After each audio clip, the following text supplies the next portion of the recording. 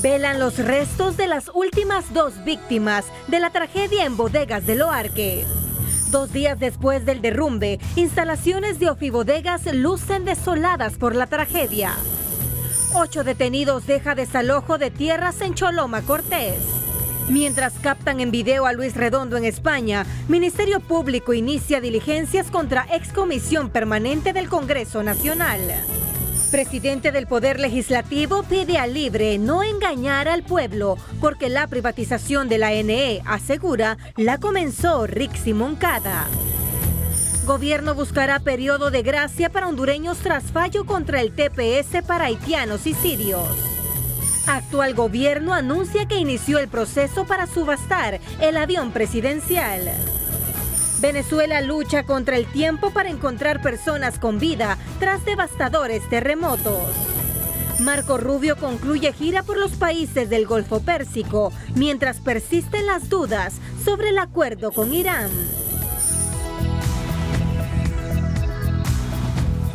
Este es su noticiero TN5 Estelar con Ulises Aguirre y Luz Madrid.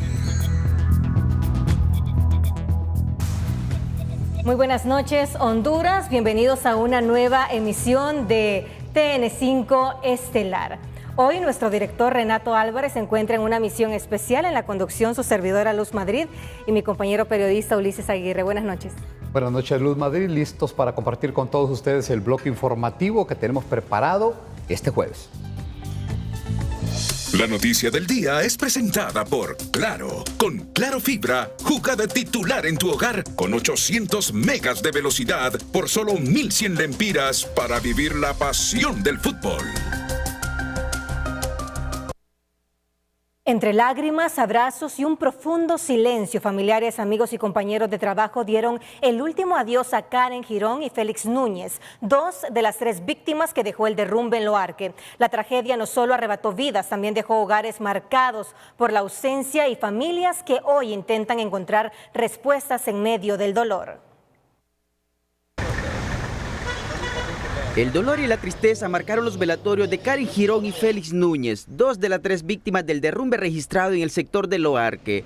Aunque sus restos fueron velados en lugares separados, amigos, compañeros de trabajo y familiares acudieron para darles el último adiós en medio de escenas de profundo pesar. Félix siempre fue una persona que ayudó a los vecinos, a amigos, no importaba la hora, él solamente le decía ¿dónde estás? Y él se iba desde salvar a un perro.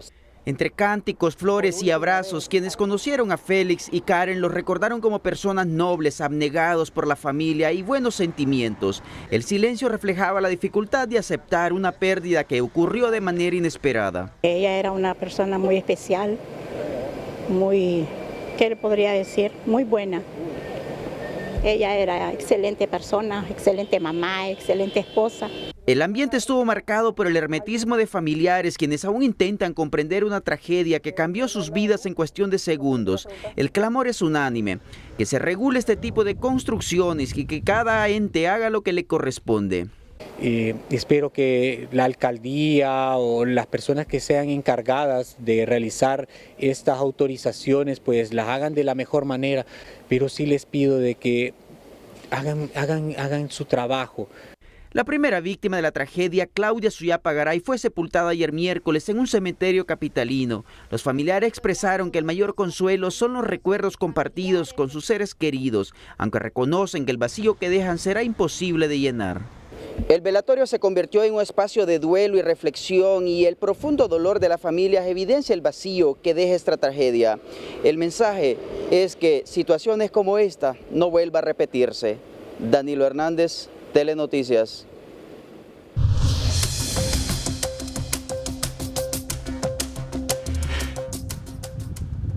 A raíz de la tragedia, la empresa Ingelmec declaró 2 días de duelo institucional en memoria de las víctimas, pues tras los derrumbes que conmocionó al país, como muestra de solidaridad con las familias afectadas, la compañía suspendió temporalmente sus actividades comerciales y administrativas no esenciales, así como sus publicaciones en redes sociales. No obstante, informó que mantendrá operativas únicamente con los servicios críticos, priorizando la atención de emergencias, mientras continúa enfrentando las consecuencias de este lamentable suceso. Bueno, el complejo empresarial Ofi Bodegas Perisur permanece en silencio, marcado por la tragedia que cambió para siempre su historia. Mientras las labores de rescate han concluido, ahora comienza otra etapa: determinar si en este lugar se podrá volver a operar con seguridad o si algunas de sus edificaciones deberán ser abandonadas por sus propietarios, aseguran todos los que están involucrados en estos hechos. Un ambiente lúgubre impera en las Ofi Bodegas de Perisur del Anillo Periférico, donde el pasado martes 3 personas perdieron la vida debido al colapso de una ladera. Tras la recuperación de los cuerpos, los trabajos no se detienen. Las autoridades efectúan evaluaciones técnicas para definir si los propietarios mantienen operaciones en el lugar o lo abandonan. Hay una bodega en particular que fue la que colapsó, esa definitivamente no hay manera, ahí no se puede. Entonces, pero el resto de bodegas, ¿qué va a pasar con ellas? ¿Verdad? Y eso es algo que debemos apostarle nosotros para saber exactamente qué hacemos con ellas. Las Fuerzas Armadas de Honduras mantienen trabajos de observación sobre el comportamiento del terreno, el cual amenaza con seguir colapsando. Ante esto se recomienda suspender actividades en las áreas de alto riesgo. Vamos a mantenernos en alerta.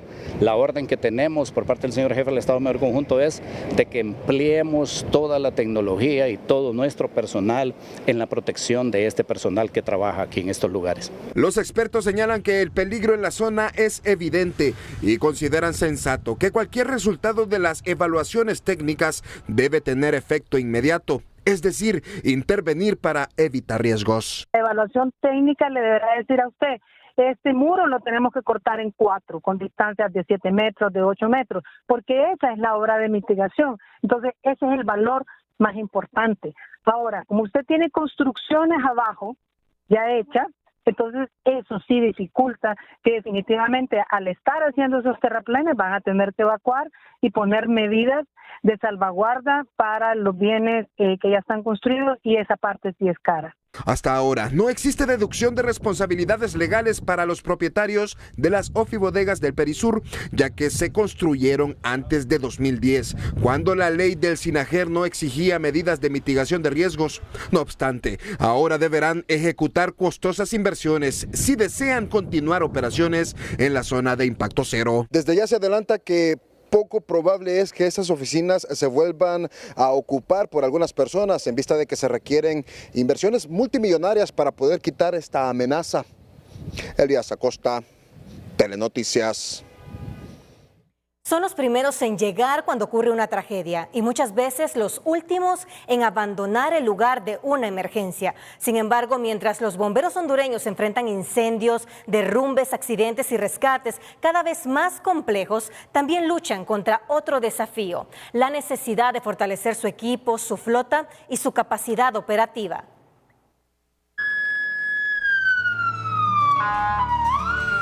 En las últimas semanas, los bomberos volvieron a demostrar que su misión va más allá de apagar incendios. Durante casi 40 horas removieron escombros en el derrumbe del Anillo Periférico hasta recuperar a la última víctima. Una labor que se suma a los rescates en accidentes, inundaciones y cada emergencia que pone a prueba al país. Yo quiero agradecer a los bomberos, los militares, los policías. Increíble, y realmente muchas gracias.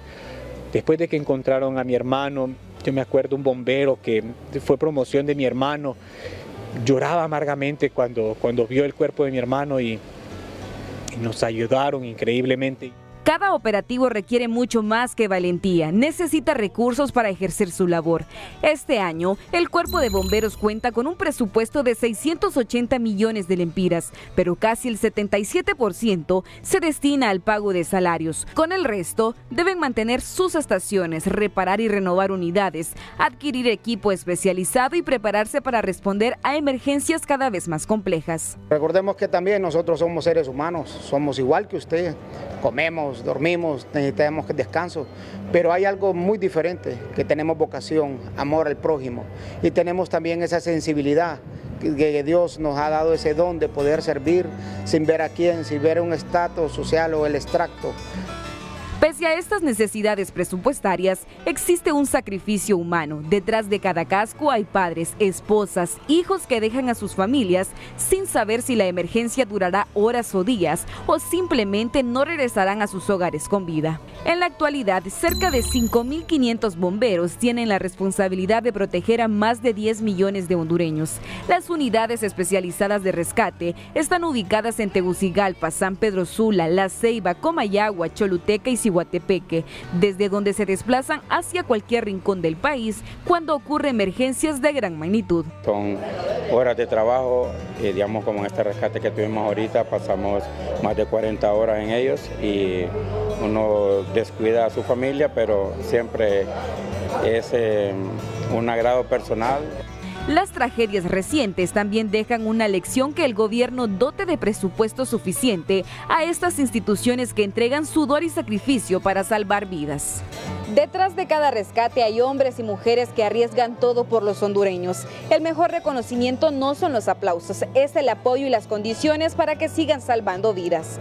Carolina Martínez, Telenoticias. Continuamos con las noticias. El desalojo de un asentamiento en Choloma Cortés dejó 8 personas detenidas por el presunto delito de usurpación de tierras, luego que las autoridades recuperaran un predio ocupado de manera irregular por al menos 22 familias. El operativo reactivó el debate sobre las ocupaciones ilegales de tierras en la zona norte del país, pero también en toda la geografía nacional. El llanto inconsolable de niños y la detención de 8 personas marcaron el desalojo pacífico ejecutado esta mañana en Choloma. La policía desmanteló las tierras donde unas 80 personas de escasos recursos habitaban desde hace varios años.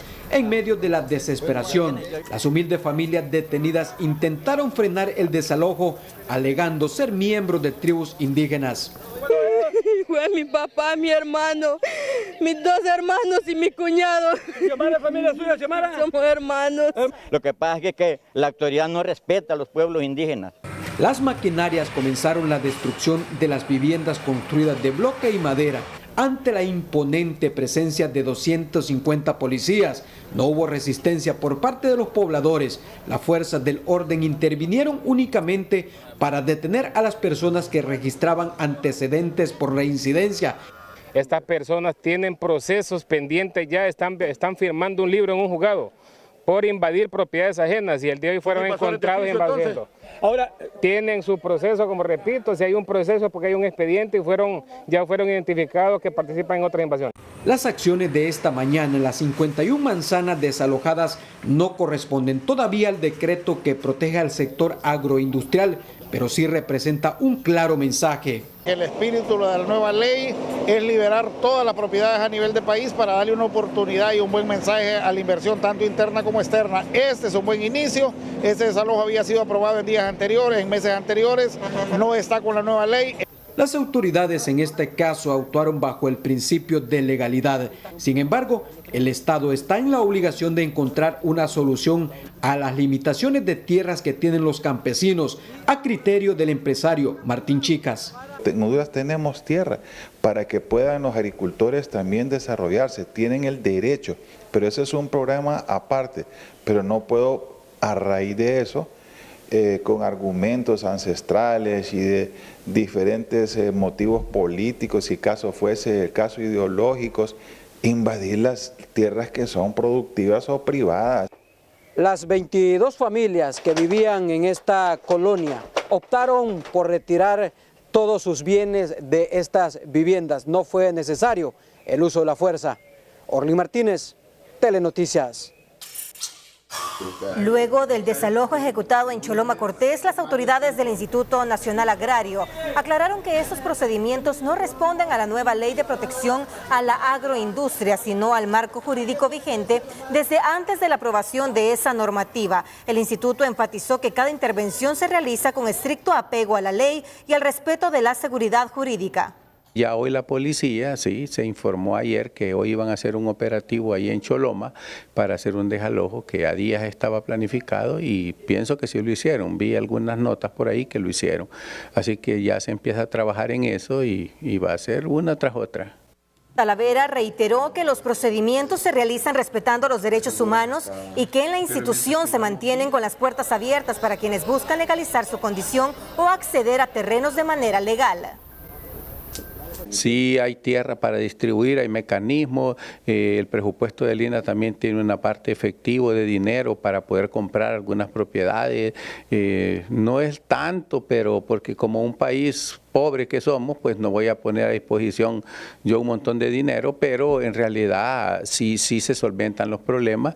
Agregó que una vez que la ley de protección a la agroindustria entre en vigencia, funcionará de manera complementaria con la normativa ya existente, lo que permitirá agilizar significativamente los procesos legales en el sector. Con el objetivo de impulsar un modelo económico más inclusivo, académicos instan al actual gobierno a impulsar el cooperativismo y la economía social porque puede convertirse en una herramienta clave para generar empleo, fortalecer los pequeños emprendimientos y dinamizar los proyectos locales. Y lo que se busca es presentar opciones y plantear un panorama en el cual hay retos, pero también hay oportunidades y principalmente de la mano de la economía social, que podemos organizar todas las cooperativas y que a través de este cooperativismo podamos generar oportunidades. Aquí la explicación es que se deben abordar los principales retos y oportunidades de la economía social, así como el papel del cooperativismo y el liderazgo juvenil para impulsar un desarrollo más inclusivo y sostenible en el país. En el primer semestre de 2026, el INFOB alcanzó una matrícula de 133.955 participantes, de los cuales 109.810 concluyeron y aprobaron su proceso de formación. Durante ese periodo, la institución impartió 3.193 cursos, consolidando un crecimiento en la capacitación técnica y ampliando el acceso a oportunidades de formación en todo el país. Avanzando en los procesos de formación, en actualización de currícula, de acuerdo a las necesidades y desafíos que tiene el mercado laboral, y bajo un plan estratégico institucional que se ha desarrollado en virtud de darle ese apoyo tanto al sector empresarial del país como a los trabajadores hondureños en su tema de formación, tanto a través de nuestra plataforma virtual como nuestros centros fijos a lo largo y ancho del país.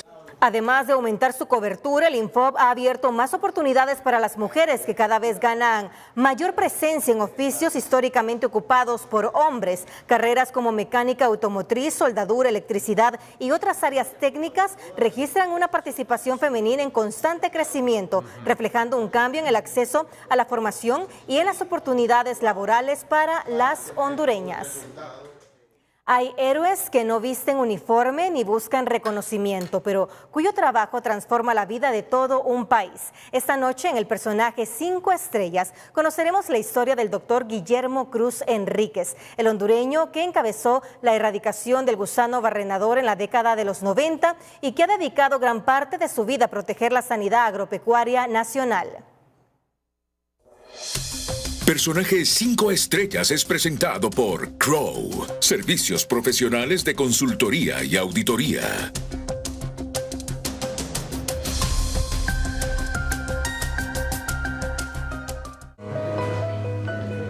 Nuestro hondureño 5 Estrellas nació en Tela, pero fue en Comayagua donde forjó el camino que lo convertiría en uno de los mayores referentes de la sanidad agropecuaria en Honduras.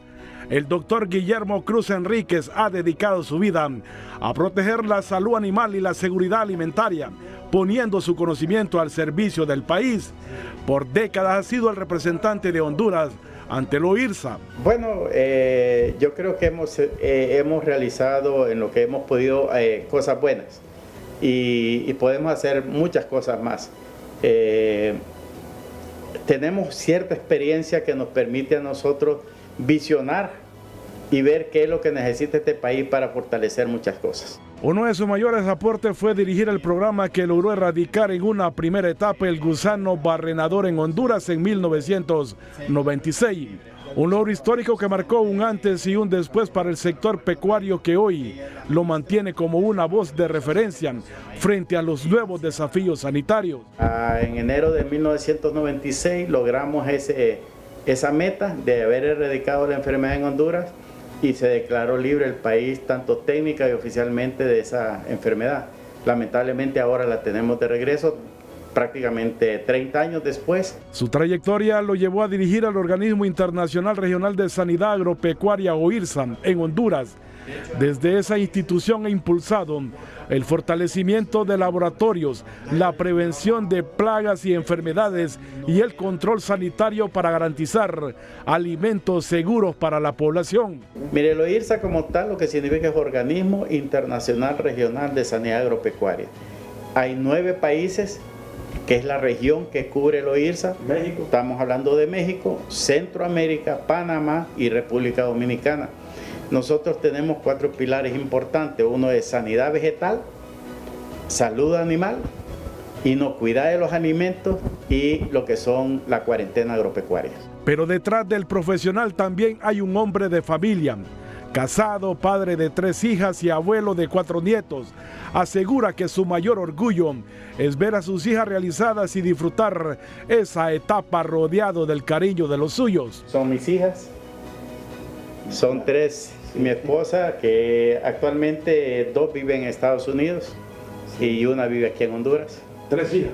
3 hijas. Sí, ¿un varón no? Un varón, solo el primer nieto. El nieto que me lo dio mi hija menor.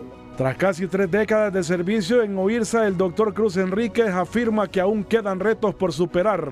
Sin embargo, su legado ya forma parte de la historia sanitaria de Honduras, el de un hondureño que con trabajo silencioso y compromiso ha contribuido a proteger al país y a toda la región. La Corte Suprema de Estados Unidos dictaminó este jueves que la administración Trump podrá cancelar el estatus de protección temporal para inmigrantes haitianos y sirios que residen legalmente en el país norteamericano. El fallo dejó sin efecto medidas adoptadas por tribunales inferiores que habían impedido las cancelaciones del estatus de protección temporal, lo que implicaría que alrededor de 350,000 haitianos y 6,000 sirios queden en riesgo de deportación inmediata al perder la protección. Y la decisión de la Corte estadounidense que complica el futuro del TPS para miles de hondureños no resultó inesperada. Semanas atrás, autoridades hondureñas ya advertían sobre lo complejo del panorama judicial. Ahora el reto es qué camino queda para evitar que los tepecianos hondureños pierdan este beneficio migratorio, si no es que ya lo perdieron. Casi 60,000 hondureños permanecen en total incertidumbre luego que una Corte Federal de Apelaciones en Estados Unidos permitiera al gobierno de Donald Trump continuar con el proceso para poner fin al estatus de protección temporal de beneficiarios haitianos y sirios. La decisión aleja cada vez más la posibilidad que Honduras renueve ese beneficio migratorio. Esta decisión perjudica cualquier acción o determinación que pueda tomar esa Corte, lo que significa que por la vía legal ya no hay opciones para lograr nuevamente una extensión del estatus de protección temporal TPS. El fallo representa un revés para el recurso presentado por beneficiarios hondureños, nicaragüenses y nepalíes en una Corte Federal de California para frenar la cancelación del TPS.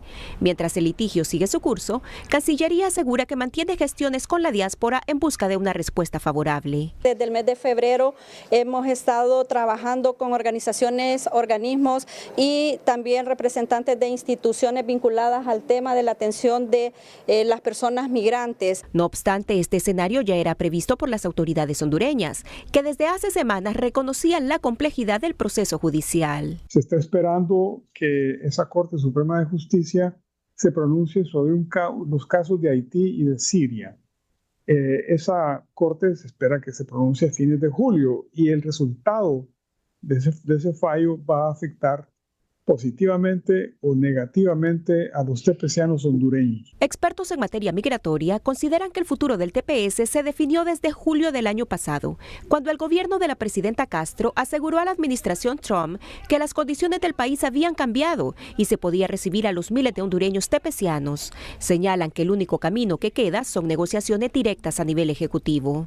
La única manera que se puede negociar un TPS solo es a través del Ejecutivo, el presidente Narria Fura con el presidente Donald Trump. Esto es político, relaciones. Aquí no tiene que ver Corte Suprema, no tiene que ver Cancillería, no tiene que ver Embajada y no tiene que ver absolutamente nadie. Artículo 2 de los Estados Unidos. El TPS ha permitido durante más de 2 décadas que miles de hondureños residan y trabajen legalmente en Estados Unidos tras el paso del huracán Mitch. Ahora el futuro de esas familias queda en suspenso y su situación es de total desprotección. El gobierno de Honduras reaccionó al fallo de la justicia estadounidense sobre el TPS y anunció el inicio de gestiones diplomáticas para proteger a los miles de hondureños amparados bajo este estatus migratorio. Se informó que buscarán negociar un periodo de gracia para que los connacionales puedan regularizar su situación legal. Se va a hacer la gestión para ver si se puede lograr una extensión del TPS, pero eso en realidad es muy complicado y casi imposible. Pero sí vamos a plantear que si en efecto esta decisión queda firme, que entonces por lo menos se le conceda a nuestros compatriotas un periodo de gracia que les permita arreglar sus asuntos personales y familiares, que se pueda resolver por parte de la familia también situaciones de bienes raíces. Muchos tienen 25 años de estar aquí, entonces ya se han asentado y muchos han adquirido sus propiedades y tienen empresas. El funcionario anunció que entre las primeras acciones figura la solicitud de una reunión urgente con el secretario de Seguridad Nacional de Estados Unidos e insistió en que las medidas de remoción no son automáticas ni inmediatas, por lo que exhortó a los connacionales a mantener la calma y evitar fraudes migratorios. Tenemos ahí en pantalla el mensaje en X de Delcy Rodríguez, presidenta interina de Venezuela. El Salvador, bienvenido a Venezuela. Arribaron a nuestro país 188 rescatistas provenientes de El Salvador, junto con insumos para sumarse a las labores de búsqueda, rescate y atención de las familias afectadas por la tragedia de este 24 de junio. La tragedia no tiene ideologías. En otros tiempos, este acceso, este arribo de Estados Unidos, de El Salvador, de Argentina, hubiese sido materialmente imposible. Pero en esta oportunidad se están abriendo las puertas y ventanas de Venezuela para auxiliar a las víctimas, que lo que necesitan es, en este momento, auxilio, ayuda y sobre todo respaldar a los rescatistas de Venezuela. Enhorabuena por el mundo cuando se conjunta y se junta para ayudar a los más necesitados en medio de una tragedia. Autoridades de la Secretaría de Relaciones Exteriores informaron que 14 hondureños resultaron afectados tras los terremotos de magnitudes 7,2 y 7,5 registrados en Venezuela. Los connacionales se encuentran en buen estado de salud y están bajo el resguardo de la Embajada de Honduras, donde reciben asistencia, alimentación y alojamiento. Afectados 14 jóvenes hondureños que se encuentran estudiando medicina.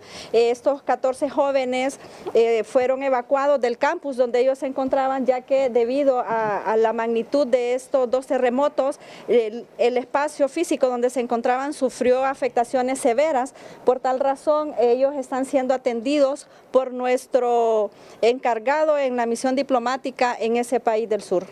Zamora detalló que entre los afectados figura Ani Ávila, Lindaura Medina, Ángeles Mariel Aguilar, Zenia Gómez, Fabio Estrada, José Pérez, Anthony Flores, Karen Nieto, Carlos Mejía, Richard Rodríguez, Kenzie Urbina, Ronnie Mejía, Jennifer Tabata Rosales y Luis Enrique García.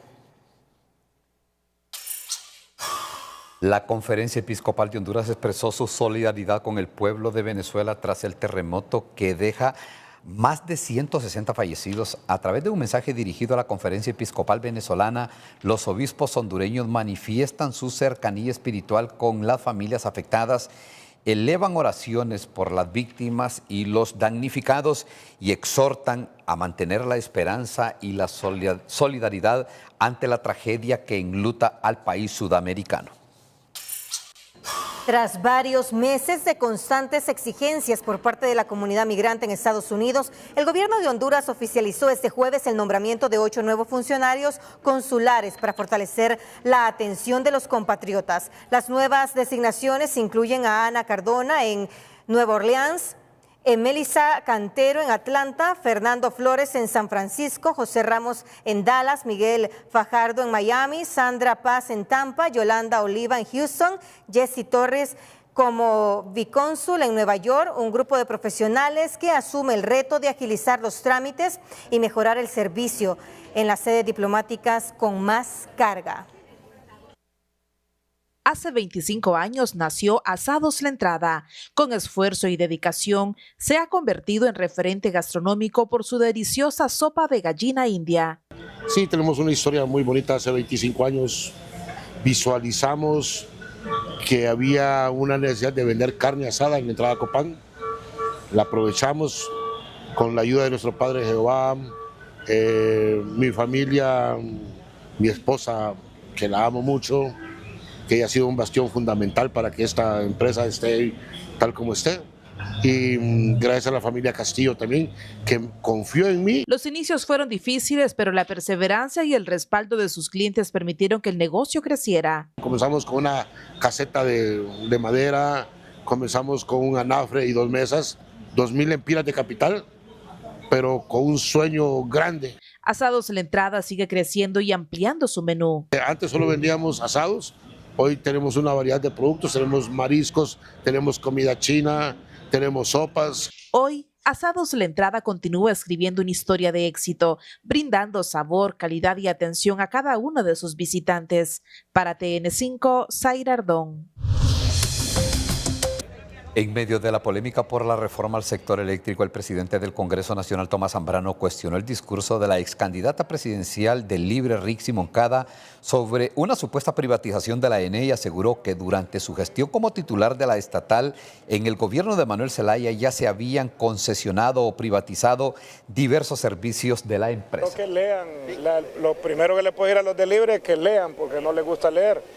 Porque ellos solo tienen discursos ideológicos, discursos políticos alejados totalmente de la realidad y de la verdad, porque ellos solo dicen privatización y realmente falso. Más bien yo le digo a los de Libre, investiguen cuando el gobierno de Mel y que la candidata de ella era ministra del ENE, ahí llevaron a cabo más bien procesos de privatización de la Empresa Nacional de Energía Eléctrica, en privatizar ciertos servicios. El Partido Nacional ha sido claro, y sobre todo el presidente Afura, de que esta ley por ningún motivo va a privatizar. Lo que está buscando es rescatar la Empresa Nacional de Energía Eléctrica.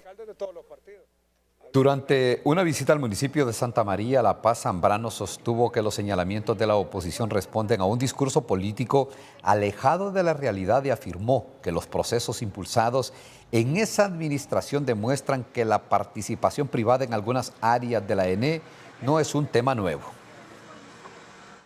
La discusión de la ley marco del sector eléctrico entra en su etapa decisiva. En el Congreso Nacional crece la expectativa ante una posible convocatoria a sesiones para debatir y aprobar una iniciativa que, según sus impulsores, es clave para el futuro de la ENE, aunque persisten diferencias políticas sobre el momento adecuado para su aprobación.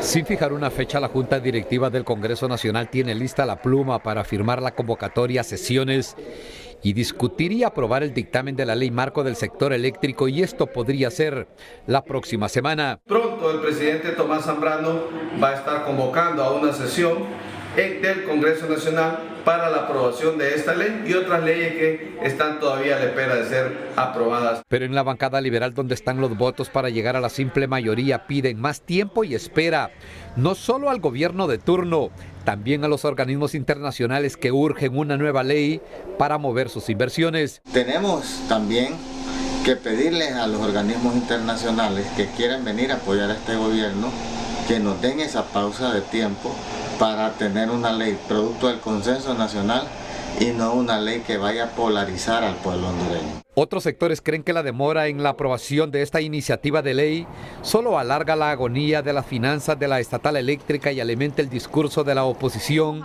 que insiste con la privatización. Es completamente falso que la contrarreforma está orientada a la modernización del marco legal del subsector eléctrico. Se trata de una ley de captura institucional a través de la cual se entrega y privatiza el servicio de la energía eléctrica. Y ese es el temor de los generadores privados de energía, que la versión política sectaria supere la propuesta técnica y financiera que busca sacar de las tinieblas a la ENE. Nosotros sentimos de que esto ya pasó de meramente un tema técnico a un tema un poco más político. Pero no todos piensan que la espera paciente de meses o años para un paciente que está en cuidados intensivos sea la mejor medicina cuando la receta la tienen en la mano. Puede que haya cosas que no nos gusten, discutámoslas. Puede que haya cosas que se puedan mejorar, hablemoslo, pero tampoco nos estemos los 4 años del gobierno del señor Asfura discutiendo sobre qué hacer con el sector eléctrico, porque nos vamos a quedar a oscuras. En los pasillos del Congreso Nacional trasciende que los votos para aprobar el dictamen de la ley del sector eléctrico ya están listos y que la convocatoria a sesiones será en cualquier día de la próxima semana. El coordinador del Foro Social de la Deuda Externa considera que el proyecto de ley de energía todavía requiere cambios antes de su aprobación. Entre sus observaciones plantea incorporar un plan de inversión, definir quiénes serán los responsables de la recuperación de la ENE y evaluar el impacto para los usuarios. En la ley nosotros quisiéramos observar un poco cuál es el programa de inversión que en la misma debiera estar contemplado. ¿Y quiénes son en realidad los responsables de esa recuperación? Burdett advierte que la figura de sociedad anónima para las nuevas empresas de energía debería revisarse, ya que a su juicio podría abrir la puerta a futuros procesos de privatización. Cuando se habla de sociedad anónima, abre la puerta, abre la posibilidad seguramente a futuro, y que aunque en este momento se intente decir, aclarar de que eso no va a ocurrir, es una probabilidad.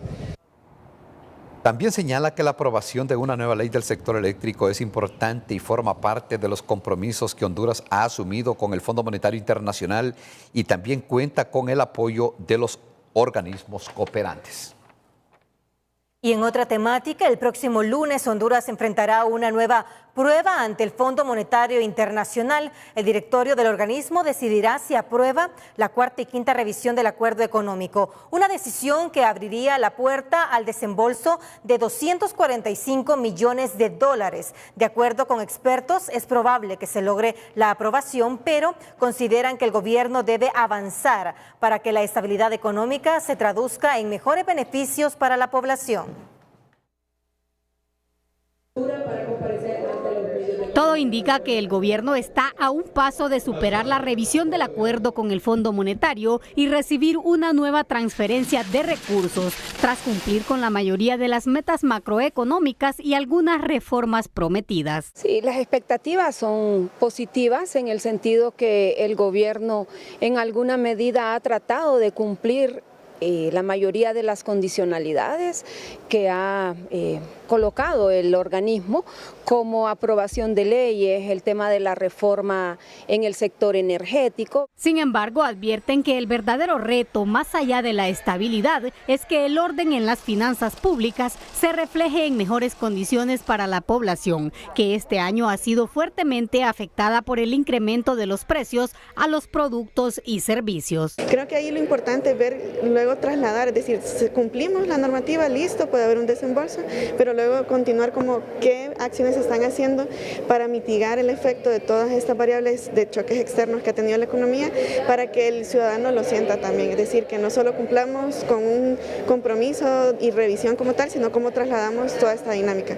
También insisten en que los 245 millones de dólares, más de 6.000 millones de lempiras que desembolse el FMI deben administrarse con transparencia y destinarse a proyectos que generen beneficios concretos para la gente y no limitarse a incrementar el endeudamiento del país sin resultados visibles. Hay una planificación integral en la que podamos ver cambios, en la que se pueda sentir la mano de este nuevo gobierno de manera que se generen oportunidades.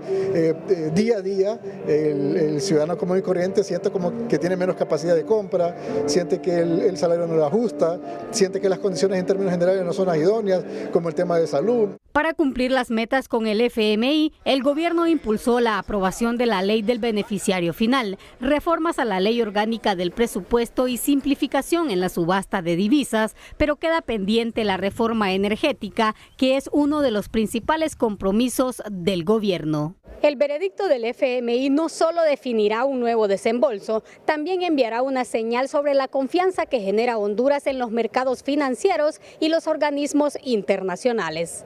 Sara Carranza, Telenoticias. La Secretaría de Defensa Nacional y la Dirección Nacional de Bienes del Estado convocaron a una subasta pública internacional para vender el avión presidencial Embraer Legacy 600, que según el aviso oficial se encuentra en buen estado. La subasta se realizará el próximo 10 de julio en las instalaciones de la Fuerza Aérea Hondureña en Tegucigalpa. Las bases estarán disponibles a partir del 26 de junio por un costo de 500 lempiras y podrán participar personas naturales o jurídicas, tanto nacionales como extranjeras. Economía Hoy es presentada por Banrural. ¿Tu negocio quiere crecer? Con Crece Pyme Banrural, impulsa tu éxito.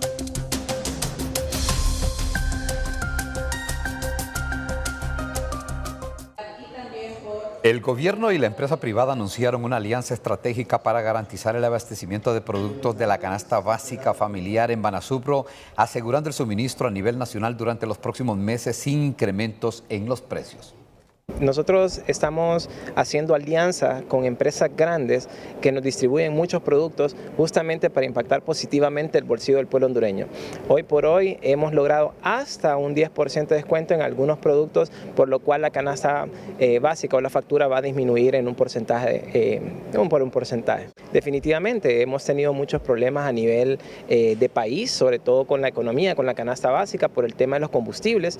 Entonces, ¿qué es lo que estamos haciendo nosotros? Tratando de apoyar, y estas empresas que estemos haciendo esa alianza confían mucho en la gestión del señor presidente de la República y confían mucho en esta nueva gestión que queremos hacer las cosas de la mejor manera. Además, 10 empresas líderes del sector privado ofrecerán descuentos de hasta un 10% en productos seleccionados, una medida que busca fortalecer el ahorro de las familias hondureñas. El proceso de abastecimiento comenzó este miércoles bajo mecanismo de control y transparencia para garantizar una distribución ordenada y equitativa.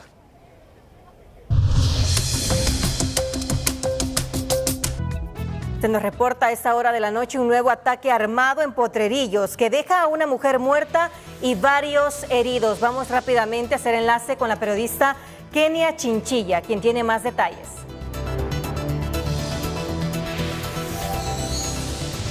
Buenas noches y muchas gracias en los estudios Luz Madrid. Ulises, estamos en la carretera CA5 a la altura o el sector de La Garroba, aquí en Potrerillos, Cortés. Mire qué lamentable, a esta hora de la noche, hace algunos minutos, se ha registrado una balacera, un ataque armado a los que se conducían en una camioneta color verde oscuro, casi gris.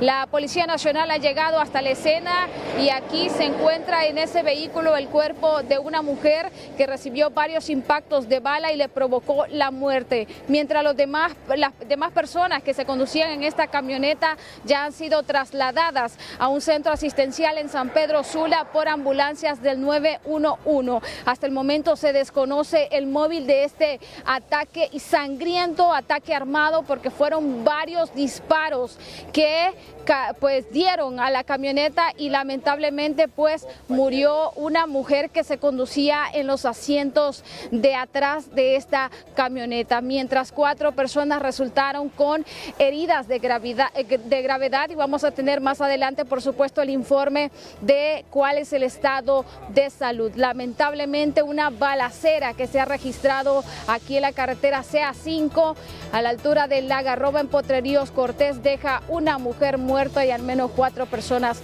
heridas. Lamentablemente, este hecho violento que se ha registrado. Lo que puedo informar a esta hora de la noche, compañeros, con ustedes a Estudios. Este jueves circuló en redes sociales un video en el que presuntamente aparece el expresidente del Congreso Nacional, Luis Redondo, en una clínica de Madrid, España. En las imágenes se le observa caminando con dificultad, lo que genera diversas especulaciones sobre su estado de salud. Hasta el momento, ni Luis Redondo ni su equipo han emitido un pronunciamiento oficial sobre el video o las razones de su presencia en el centro asistencial, por lo que se desconoce si recibe algún tratamiento médico o si se sometió a una evaluación de rutina. Bueno, la investigación contra el expresidente del Congreso Nacional, Luis Redondo, y otros exintegrantes de la Comisión Permanente dio un nuevo giro este día luego de que el Ministerio Público presentara diligencias prejudiciales ante la Secretaría de la Corte Suprema de Justicia como parte del proceso que se desarrolla por este caso. Estas diligencias incluyen la incorporación de peritajes, así como también la obtención y aseguramiento de documentos mediante la cadena de custodia. La investigación contra el expresidente del Congreso Nacional, Luis Redondo, y los exintegrantes de la Comisión Permanente dio este jueves un nuevo paso. El Ministerio Público presentó diligencias prejudiciales ante la Secretaría de la Corte Suprema de Justicia, luego de que los investigados no comparecieran a rendir declaración. El Ministerio Público ha solicitado, en el marco de acciones prejudiciales, de que la Corte Suprema de Justicia, a través de un juez natural, pueda autorizar, se nomine a un perito para que éste haga el análisis del video de la sesión del Congreso Nacional del pasado 8 de enero de este año 2026. Ahí, entre otras cosas, se discutió de que el Congreso Nacional pretendía hacer un reconteo del proceso electoral, a pesar de que el Consejo Nacional Electoral ya había hecho la declaratoria de las elecciones generales. Esta etapa permite la juramentación de peritos y la incorporación de documentos bajo cadena de custodia para fortalecer la investigación. Entre las primeras diligencias figura el análisis pericial del video de la sesión legislativa del 8 de febrero de este año. Eso está dentro de la ley, dentro de lo que estipula la ley procesal y la ley del Ministerio Público. Realizar las acciones para el descubrimiento de la verdad y la investigación cuando se produce la comisión de un delito. Ahora bien, si hay personas fuera del país también, ya la ley establece cuál es el camino para poder, si es que hay una comisión de un delito y la Fiscalía pues realiza las acciones pertinentes de presentar un requerimiento fiscal, pues hacer las acciones para poderlos extraditar. Las investigaciones dirigidas por la Fiscalía Especial para la Transparencia y Combate a la Corrupción Pública buscan determinar si los investigados incurrieron en delitos como abuso de autoridad, violación a los deberes de los funcionarios, usurpación de funciones públicas y traición a la patria. Lo que se busca en la diligencia prejudicial es que un experto en el área pueda extraer el contexto de lo que se aprobó en esa reunión a principios de enero, en esa sesión de la Comisión Permanente, indicando con precisión lo que ahí se resolvió. Yo recuerdo que en ese momento se discutió la posibilidad de la anulación de las elecciones. Con el ingreso de las diligencias a la Corte Suprema de Justicia y la designación de un juez natural, el caso entra en una nueva fase procesal que permitirá al Ministerio Público continuar recolectando pruebas. La ex subsecretaria de Estado de Sedis y reconocida dirigente del Partido Nacional, Doris Mayel Mendoza Pastor, permanece bajo investigación tras dar muerte a un hombre que, según las primeras indagaciones, habría ingresado a robar a su vivienda en la aldea de Juticalpa, Olancho. Doris Mayel Mendoza aseguró que escuchó ruidos en el patio, salió a verificar y fue agredida presuntamente con un garrote, por lo que disparó para defender su vida y luego se entregó voluntariamente a la policía. El hecho ocurre mientras el Congreso Nacional analiza una reforma que pretende librar de responsabilidad penal a quien actúe en legítima defensa dentro de su vivienda frente a un intruso.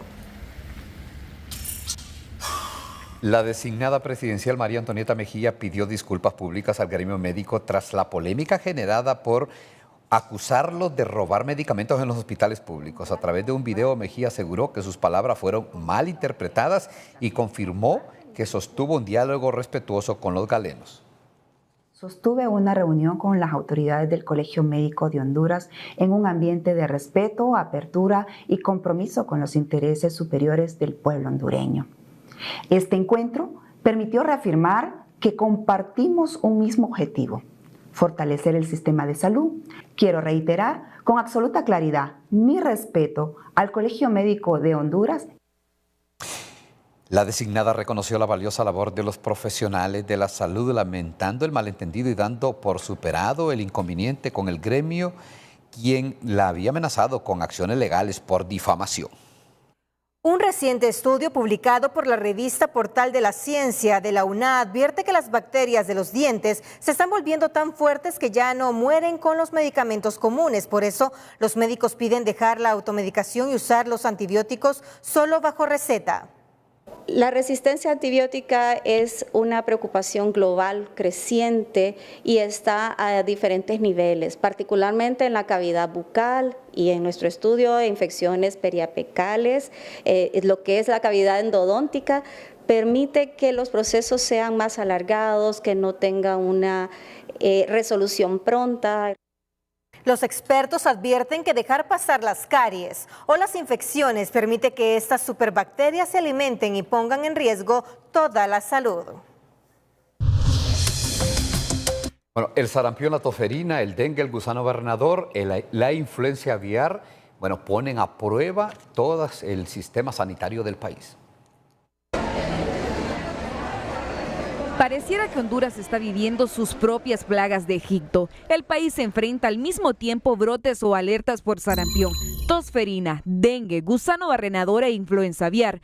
Un panorama que los especialistas atribuyen a años de prevención insuficiente y políticas públicas que no han logrado anticiparse a estas amenazas. Tenemos que tener mejoría en las políticas de prevención, las políticas de vacunación y las políticas de atención primaria. La situación de salud del país y todas estas patologías que están dándonos problemas ahorita necesitan de una persona que esté dedicada a tiempo completo. Las cifras reflejan la magnitud del desafío. El dengue ya acumula 4.605 casos. El gusano barrenador suma 211 personas afectadas y 3 fallecidos. La tosferina registra 175 contagios y 14 muertes, mientras el sarampión, del que ya se confirman 6 casos, vuelve a circular en un país que había logrado mantenerlo bajo control durante años. Tenemos enfermedades que nos están causando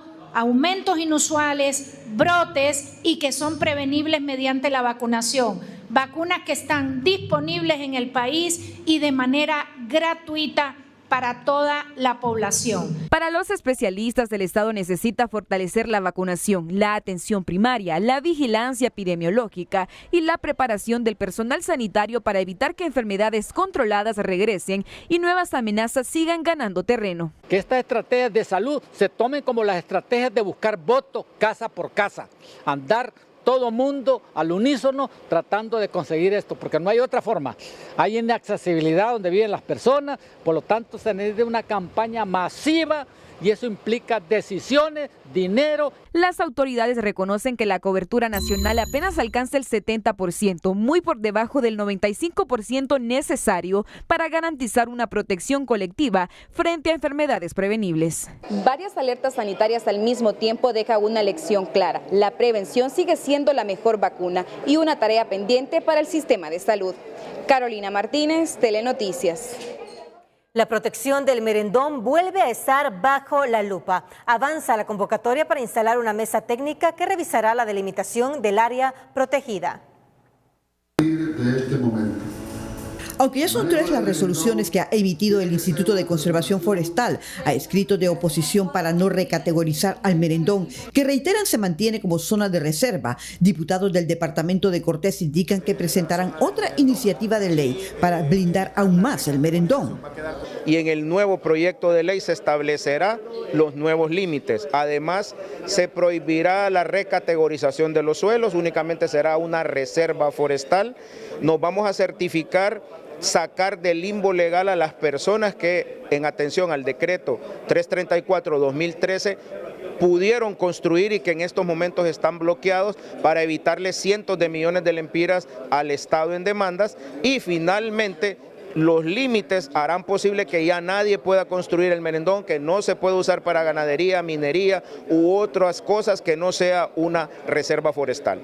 Entre tanto, el ICF ha convocado este jueves en San Pedro Sula a la integración de una mesa técnica con la representación de alcaldías de la Sierra del Merendón, patronatos y otras organizaciones con miras a un nuevo decreto de delimitación de la zona de reserva que intentarán no se trastoque en los próximos años. Ya pudieron ver que en su mayoría queda sobre lo que estaba definido en el 4690, que hay leves cambios solamente para salvar algunas comunidades que estaban dentro, de hecho hasta carreteras estaban dentro de la zona de reserva. Los acuerdos que hemos llegado tanto con alcaldía y diputados, que lo primero que vamos a hacer es un artículo que defina que no puede ser vulnerado, que no estemos revisando la zona de reserva de Merendón cada 2 o 3 años, sino que la revisión sea más en mejoras, no en tema de categorías o redefinición de límites.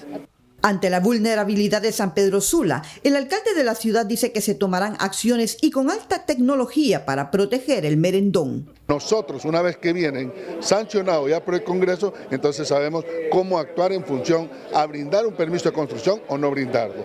Cómo seguir protegiendo, reforestando el bosque, cómo seguir los proyectos de educación en el Merendón. Ese es básicamente el cogobierno que nosotros estamos proporcionando a lo que es al ICF y a la Serna.